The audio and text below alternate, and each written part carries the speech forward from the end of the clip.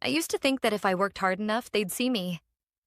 Not just as the youngest in the room, not just as the only daughter, but as someone worthy of carrying on the family name. My name is Eva Lancaster, and if you've ever heard of Lancaster and Sons, the luxury home design company that once dominated the East Coast, you already know my last name. What you probably don't know is that the sons in that title weren't just branding. It was a mission statement, a silent decree that said, "This empire is for the men." I spent most of my childhood on construction sites and in model homes, trailing behind my father and two older brothers like a shadow. While they got to hold blueprints and make decisions, I was handed clipboards and coffee. My suggestions were met with nods and patronizing smiles. I was ambitious, a word they use the same way you describe a puppy trying to climb stairs. But I never complained. I took every internship, every grunt job, every late night shift they threw my way. I read every contract, studied the market, and knew the company's financials better than the CFO did. At 23, I was the only one in the family who had an MBA. At 24, I was running entire regional projects. But titles meant nothing if no one believed you deserved them. The first time I brought up succession planning at a board meeting, a simple suggestion to begin preparing for the next generation of leadership, my father didn't even let me finish my sentence. "You're not one of us, Eva," he said, loud enough for the room to freeze. The silence was thick. I blinked. "Excuse me?" He didn't even look at me. He just kept flipping through his notes. "This business was built by men, run by men. You're talented, sure, but this isn't your lane. You don't have the instinct." My oldest brother chuckled from across the table. My mother stared at her hands. No one came to my defense. Not even my uncle, who had privately told me more than once that the company would be lucky to have me in charge someday. "You're emotional," my father added, like he was doing me a favor by explaining it. "You care too much about how people feel, not enough about how deals get done. That's not leadership, Eva. That's sentiment." I swallowed hard. That meeting was supposed to be a stepping stone. I had spent weeks preparing. My pitch included a 5-year growth projection, marketing insights, and a fully budgeted expansion plan into 3 new markets. But all they saw was a little girl playing dress-up at the big boys' table. Later that evening, as I sat in the office I technically ran but didn't officially hold the title for, my father walked in without knocking. "You know," he said casually, like we were talking about the weather, "your brothers aren't perfect, but they understand how to carry the Lancaster name. You were always more of a dreamer." I laughed. I couldn't help it. "You mean someone with vision?" He narrowed his eyes. "I mean someone who thinks having ideas is the same as having power. Pathetic girl, you were never the smart one. You just worked harder to compensate." That line, I've never forgotten it. Pathetic girl, you were never the smart one. He left without another word, and I sat there, staring at my reflection in the black screen of my laptop. The office was dim, cold, but for the first time, I didn't feel like crying. I felt awake. If they wouldn't make room for me at the table, then fine. I'd build a better one. I wouldn't argue. I wouldn't fight for scraps. I would walk away. And I would build something so undeniable, so powerful, that one day they'd choke on their words. They didn't know it then, but that was the last time they'd ever speak to me like I was beneath them. They had written me off, but what they didn't realize was that I'd already started writing a story of my own. You'd think after everything my father said, I'd just leave quietly. Maybe I should have. But I was still holding on to hope that if I proved myself one more time with something undeniable, they'd finally listen. So I did what any pathetic girl who was never the smart one would do. I worked harder. I spent weeks refining a business proposal that could have taken Lancaster and Sons into a new era. I analyzed market trends, emerging demographics, and digital behavior shifts. I had found a niche: eco-luxury homes with smart tech integration. No one on the East Coast was doing it right yet. It was the future, and I knew exactly how we could own it. I built an entire campaign around it. Logo mock-ups, projections, brand story. I even pulled in contacts from my MBA network for consultation. I booked a small presentation room in our headquarters and sent out invitations to the executive team. I still remember the way my hands shook as I clicked through my slides. I still remember the way no one made eye contact. And I especially remember the way my father smiled at the end of it. Not a smile of pride or even amusement, but that tight-lipped smirk he reserved for people who didn't know their place. When I finished, there was a long silence. I looked to my brothers, both leaning back in their chairs like they were waiting for dessert. My uncle yawned, clearly checked out. My father was the only one who spoke. "Are you done?" he asked. I nodded, unsure. He exhaled sharply, then turned to my oldest brother, Clark. "You want to explain to your sister why that would bankrupt us in a year?" Clark chuckled. "Eva, no offense, but this isn't grad school. You don't just throw buzzwords into a slideshow and call it a plan. Smart homes? Green building? Who do you think we're selling to? Elon Musk?" The room erupted in quiet laughter. "But it's not a joke," I said, heart pounding. "The numbers lie," my father cut in. "Instinct doesn't. And my instinct tells me this whole pitch is a vanity project. You want to play CEO? Fine. But not here. This is a real company, not your little sandbox." "Dad, no, listen," he said, standing now. "You want to build something? Do it somewhere else. Hell, start your own firm. See how far that gets you. But don't come in here acting like you're one of us. Because you're not. You never were." That word again. Not one of us. I looked around the room waiting for someone to step in. Anyone. But all I saw were smirks, stifled grins, and a few awkward glances. My mother wasn't even there. She rarely came to meetings anymore. I gathered my materials in silence. As I reached the door, my younger brother, Ryan, leaned forward with a smug grin. "Hey, if it doesn't work out, I hear there's an interior design company hiring. You could help them pick curtains." Another round of laughter. And just like that, I knew. This wasn't my family anymore. Not in the way that mattered. I wasn't their daughter, their sister, or their colleague. I was an outsider wearing their last name like a label I hadn't earned. I didn't cry. Not until I got home. And then, I let it all out. The humiliation, the rage, the heartbreak. It came in waves, years of being talked over, dismissed, and underestimated. Years of being told to be grateful for the scraps they tossed my way. I wanted to scream, to burn it all down. But I didn't. Instead, I packed a suitcase. I left the next morning without telling anyone. I walked out of that legacy, that suffocating expectation of being just enough, but never too much. I walked away from the boardroom I was never truly invited into, and into the unknown. I moved to a city where no one knew my last name, where I wasn't Ava Lancaster, the black sheep of a family empire, but just Eva, a woman with a plan, a vision, and nothing left to lose. And in that tiny apartment above a bakery that smelled like cinnamon and fresh bread every morning, I sat down with my laptop and opened a blank page. No logo, no boardroom, no smirks. Just me. And the beginning of something they'd never see coming. There's something liberating about being underestimated. It gives you the gift of invisibility. And when you're invisible, no one sees you coming.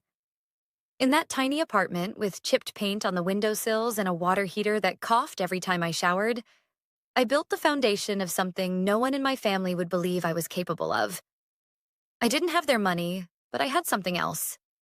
Clarity. No more trying to prove myself to people who had already decided who I was. No more waiting for permission.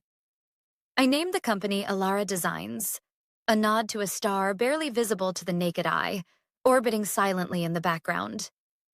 Quiet, unnoticed, but powerful. The early days were brutal. I burned through my savings fast. I ate a lot of instant noodles and worked until dawn most nights. I pitched my services to small contractors, boutique developers, even homeowners building custom spaces. Most of them said no, but a few said yes. And I treated those projects like they were million-dollar accounts. I started small. Custom eco-smart renovations for high-end clients who wanted sustainable luxury. It was a niche, and I knew the demand was there. I handled every detail myself. Drafting, sourcing, managing subcontractors. I wore every hat because failure wasn't an option. I didn't just want to succeed. I wanted to outperform them. And I wanted to do it on my own terms. Within a year, I had 5 full-time employees, a small studio space, and a growing client list. The business was still under the radar. Not big enough to make headlines, but buzzing in the right circles. We kept things quiet on purpose. My family had no idea I was even still in the industry. What they couldn't realize, was that Alara wasn't just a new firm. It was competition. I kept a close eye on Lancaster and Sons. It wasn't hard. They were still making the news, still bragging about outdated models and ignoring shifts in buyer demand. They were coasting on their name, like they always had. And they were blind to how fast the world around them was changing. So I got strategic. I hired a marketing expert who used to work at a major competitor. We crafted a brand image that directly appealed to the clients my father had always brushed off. Young professionals, women-led households, tech-forward families who wanted design that felt personal and smart. Our style was clean, efficient, and sustainable. Everything Lancaster and Sons was not. But I didn't stop there. We started bidding quietly on mid-level commercial projects. Some of the same contracts my father's company used to win without trying. Except now, they were losing to a no-name firm with fresh ideas and faster execution. They didn't know who we were. And I liked it that way. Behind the scenes, I started poaching some of their people. The good ones. The overlooked ones. Project managers, designers, assistants who had stories just like mine. People who were tired of being invisible. People who wanted a seat at a table that actually had room for them. And one by one, they joined me. Our little star was growing brighter, and they still hadn't looked up. There was a moment, about 18 months in, when I sat in a meeting with a high-profile client. They were considering Lancaster and Sons or us. I'd seen my father's bid. Safe. Traditional. Complacent. And then they looked at mine. "Who are you?" the client asked, scanning our proposal. "This is fresh. It's smart. It's what I didn't know I wanted until I saw it." I smiled. Just someone with a lot to prove. We got the deal. By the end of that quarter, we had outbid Lancaster and Sons on 3 major contracts, each one pulling them further out of their comfort zone. Their name didn't carry the weight it used to. Their charm was fading, and I was only just getting started. Still, I stayed quiet. Let them ignore me. Let them laugh in their boardrooms and mock the firm that kept beating them, unaware of who was behind it. Let them think I was gone. Irrelevant. Forgettable. Because by the time they finally realized who they were up against, it would already be too late. They say pride comes before the fall. But in my father's case, it was pride that built the fall, brick by arrogant brick. From the outside, Lancaster and Sons still looked like a polished empire. Big glass headquarters, shiny trucks with bold lettering, ads in glossy magazines. But inside, the foundation was starting to rot, and I could see it from a mile away. It started with a canceled contract, a resort development in Maine that they had been banking on. The client pulled out last minute, citing creative differences, but I knew the real reason. We'd offered a better vision, cleaner execution, and lower overhead. Then came the layoffs. At first, just a few junior designers, then the longtime receptionist, then a project lead I'd worked with years ago. A man so loyal he practically bled Lancaster blue. When he reached out to me looking for a role, I didn't gloat. I just sent him the contract. Welcome to Alara. The real blow came 6 months later. Lancaster and Sons lost a government contract to retrofit eco-friendly buildings, a massive multi-year deal. One they'd been sure was theirs. One they hadn't even really fought for because they believed the Lancaster name still carried weight. But times had changed. Buyers wanted innovation, sustainability, flexibility, and Alara offered all three. I watched their press release stumble through excuses, blaming market volatility and increased competition. They didn't name us, of course. They didn't know it was me, but they were beginning to feel us breathing down their necks. I could see it in the desperation. Their once polished social media presence started trying too hard, mimicking our branding, copying our hashtags, even launching a new modern eco initiative that felt rushed and tone-deaf. I almost laughed when I saw it. They were trying to beat a ghost, and the ghost was winning. Rumors started swirling in the industry. Whispers about mismanagement, family tension, poor cash flow. I didn't spread them. I didn't need to. I just let them fester.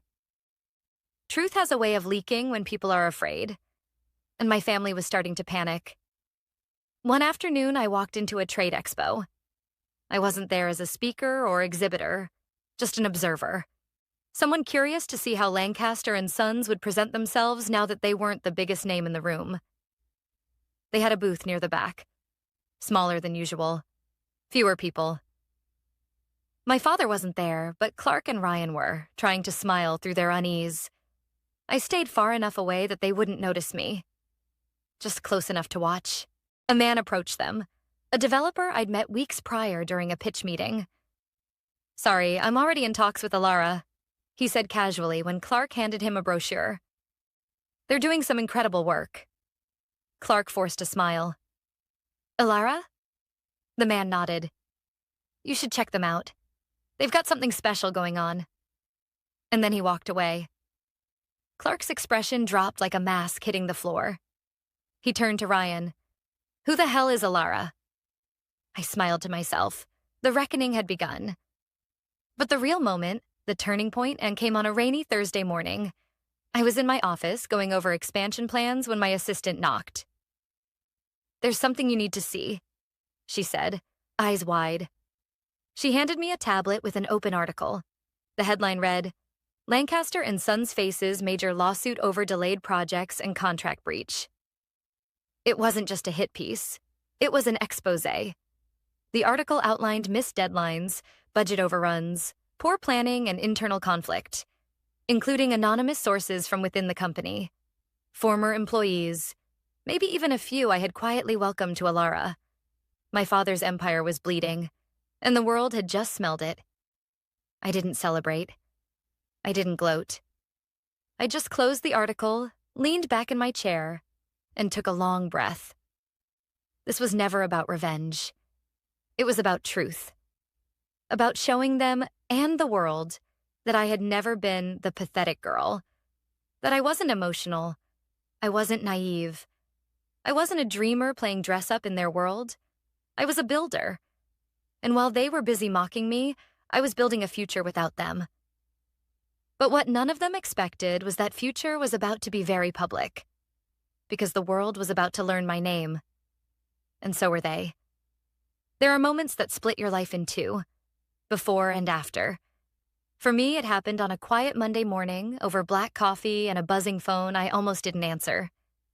I was in the middle of reviewing mock-ups for our latest project, a luxury green development outside of Seattle, when my assistant rushed in, her face pale and stunned. "Ava," she said breathlessly, holding out her phone. "You're trending." I blinked. "What?" She turned the screen toward me, and there it was. Eva Lancaster, youngest female CEO and the country founder of Alara Designs, revealed. My heart stopped. It wasn't just a business article. It was everywhere. CNN, Forbes, Business Insider. Even the morning news shows had picked it up. One headline stood out among the rest. The ghost founder, Alara CEO, revealed to be heiress of Lancaster and Sons, the company she quietly outmaneuvered. I didn't even have to read the article. I already knew the story they were telling. A girl exiled from her family business, mocked for her ambition, only to return with an empire of her own. There were quotes from old colleagues, clips from my keynote at a private tech conference, Photos of me in front of Alara's newest HQ. Sleek, glassy, minimalist. Everything Lancaster and Sons wasn't. And then came the cherry on top. A side-by-side comparison of their latest losses and our recent wins. It wasn't subtle. The media had drawn the battle lines for us. My phone started ringing. Emails poured in. Journalists, investors, congratulations from people I hadn't spoken to in years. But the message that hit me hardest wasn't from any of them. It was from my mother. One sentence. Your father saw the news. He hasn't spoken in an hour. I stared at the screen. Not out of guilt. Not even satisfaction. Just silence. For years, he had insisted I wasn't one of them. For years, I had believed that proving him wrong would fix something inside me. But in that moment, watching the world celebrate what he'd tried so hard to suppress, I realized something important. I didn't need his validation anymore. That same afternoon, my publicist confirmed the details. A televised interview had been requested. National coverage. Prime time. Do you want to do it? She asked. I hesitated. I hadn't built Alara for the spotlight. I'd built it for freedom. But maybe it was time to take the mic. I nodded. Let's do it. The interview aired 3 days later. I wore a deep navy suit. Elegant, understated. No flashy logos, no revenge speeches. Just presence. The host opened with the story of my mysterious rise. How Alara had become a quiet industry giant, redefining eco-luxury real estate in under 4 years. And then she asked the question everyone was waiting for. Is it true that you're the daughter of Charles Lancaster? I smiled gently. Yes. Why hide it? I didn't hide it, I said. I just stopped apologizing for not being welcome. She blinked. And now you've built a company that outperformed theirs. It's not about outperforming, I replied, though we both knew it was. It's about building something that reflects who I am, and giving others a place to do the same. The interview ended with a standing ovation from the live audience. That night, Alara's website crashed from the traffic. We received over 300 partnership inquiries. Our stock jumped 12% in 24 hours, and investors began whispering about a global expansion. But while the world celebrated my name, I knew there was one place where silence reigned. The Lancaster family group chat. Still active, but eerily quiet. No snide comments, no dismissive emojis. Just silence.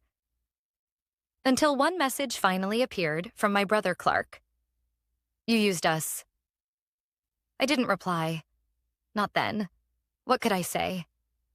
They had used my silence to pretend I didn't exist. And now the world knew better.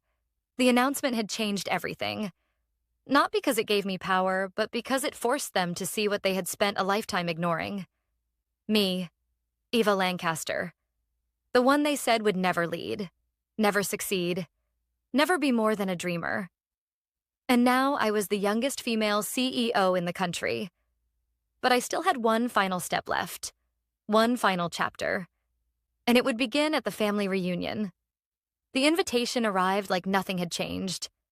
A crisp ivory envelope with embossed lettering, Lancaster Family Annual Reunion, Saturday at 4 p.m., hosted at the estate. No personal note, no apology, just tradition. I stared at it for a while, letting the irony settle. 4 years ago, they laughed me out of boardrooms, told me I didn't belong, called me pathetic. Now, they were inviting me back into the house I grew up in. The house that, in every way, had made it clear I was a guest, not a legacy. I hadn't set foot there since the day I left. But this year, I accepted. Not for them. For me. That Saturday, I pulled up to the estate gates in a sleek black Rolls-Royce. The ghost model. The name alone made me smile. Fitting, really, for the girl they had once erased. The guard recognized me immediately, eyes wide as he lifted the barrier. The long driveway was lined with luxury cars, BMWs, Audis, a classic Bentley or two. But mine was the only Rolls. I stepped out slowly, in a tailored ivory suit. No logos, no dramatic flair. just quiet elegance. And the kind of presence that makes a room pause without needing to raise its voice. As I approached the entrance, the murmurs began. Heads turned, conversations hushed. They all saw me, finally saw me, but no one seemed to know what to say. I walked into the foyer like I belonged there, because I did, whether they liked it or not. My mother was the first to greet me. Her eyes softened, and for a second I saw something that almost looked like regret. "You look incredible," she whispered. "Thank you," I said, then leaned in. "Let's not pretend anything." She gave a small, sad smile. "Fair enough." Inside, the party buzzed on. Cousins, uncles, old family friends. My brother stood near the fireplace, frozen mid-conversation when they spotted me. Clark's jaw tensed. Ryan's eyes flicked to my wrist, then the car keys in my hand. I didn't stop to greet them. I headed straight for the back patio where my father stood alone, gazing out over the lawn like a king surveying the ruins of his kingdom. He turned when he heard my heels on the stone, and for the first time in my life, Charles Lancaster looked small. We stood in silence for a moment. "You came," he finally said, his voice quieter than I remembered. "I did." He studied me. "You've made quite a name for yourself." I said nothing. He looked away, his voice strained. "Ava, I may have been wrong." That almost made me laugh. May have been? But I didn't come for apologies. I came for closure. He turned back toward me. "The company's struggling. Your brother's—" He stopped himself. "We could use your help." I met his eyes. Calm. Steady. Not angry anymore, just clear. "You said I was never the smart one," I replied softly. "Just a pathetic girl with ideas and no power." He didn't deny it. "Now," I said, gesturing vaguely toward the house, the party, the dying empire, "you want my help." His lips parted, but I cut him off. "I'm not here to rescue you, Dad. I built something without you. While you were mocking me, I was creating. While you were dismissing me, I was becoming everything you said I couldn't be." He looked at me like he didn't recognize the person standing in front of him. Good. I turned to leave. But before I did, I glanced over my shoulder. "You were right about one thing," I said. "I'm not like you, and thank God for that." As I walked back through the house, people parted like water around me. Whispers, stolen glances, a few forced smiles. But I didn't need their admiration. I wasn't there to prove anything anymore. I had already won. Outside, the Rolls-Royce gleamed under the late afternoon sun. I slid into the driver's seat, started the engine, and looked back once. Not at the house, but at the little girl I used to be. The one who tried so hard to be seen. And I smiled, because she wasn't trying anymore. She was leading. And from that day on, the world would never forget her name. Eva Lancaster. Not the black sheep. Not the afterthought. Not the pathetic girl. Just the woman who rewrote the rules and made sure no one like her would ever be forgotten again.